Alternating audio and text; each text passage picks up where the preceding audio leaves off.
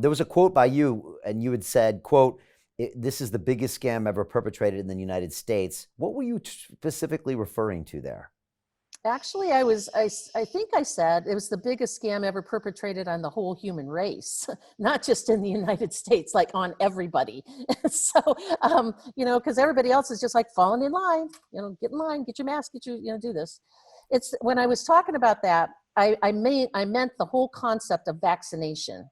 The whole concept of vaccination is the biggest lie ever perpetrated on humanity, that in any way we can think we can inject foreign matter, cow blood, chicken fibroblasts, dog kidney cells, insect cells, all the chemicals we talked about, all the aluminum and more, and human aborted fetal cells are in vaccines.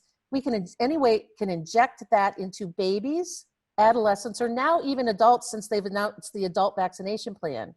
If there's any way that we think we can inject foreign matter into our bodies to avoid a fever, a cough, a rash, and some diarrhea is somehow good for us, I think that's the biggest scam that we've ever swallowed hook, line, and sinker ever.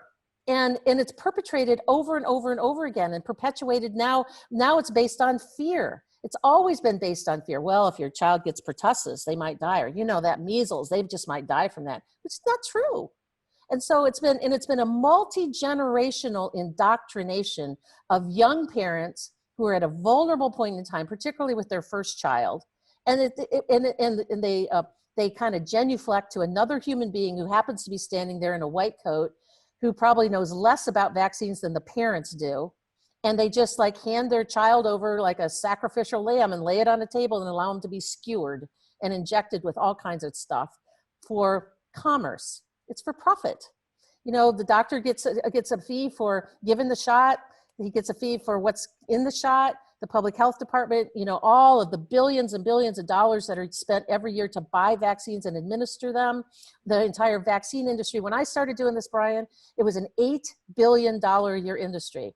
Now, just the vaccine sector, the whole pharmaceutical industry is like a pie diagram, and there's different sectors in it. And the vaccine sector went from $8 billion back in about 2000 or 2001. Now they're anticipating just the vaccine sector globally being somewhere between $57 and $62 billion. The money that they're just making off of manufacturing and selling vaccines and stuffing us full of their toxic widgets. And then it's the whole pharmaceutical industry has gone from, I don't know, maybe $50 to $100 billion to now $1.3 trillion, because as they stick us with these vaccines, and I call them widgets because it's a product that's been manufactured, it's a dirty, faulty product that's been manufactured, that they have to pass laws to require us to take it. And if it was such a good deal and was so good for us, everybody would just be running to get their vaccines. They wouldn't have to force you to do it. So it's a widget. It's like a light bulb or a pen. It's a widget that they make. It's a faulty widget. And they stuff us full of these widgets, and they force us to do it to keep our jobs, to go to school, to now maybe travel, and all the other criteria they're going to put with it.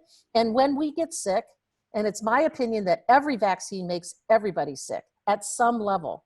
It may not be overt. It may not be that you can see yourself having a seizure disorder or you're having something that's sick, but you may have an autoimmune disease that develops 20 or 30 years from now. What if all it did was shave off 10 IQ points? What in a little baby that, you don't know where their brain's going to be, but it causes all this brain inflammation, encephalitis, encephalopathy, these things. What if each one of those shots just shaved off a few IQ points? Can't see it externally, but that child you'll never know the full capability of what that child could have been if you wouldn't have shaved off those few IQ points.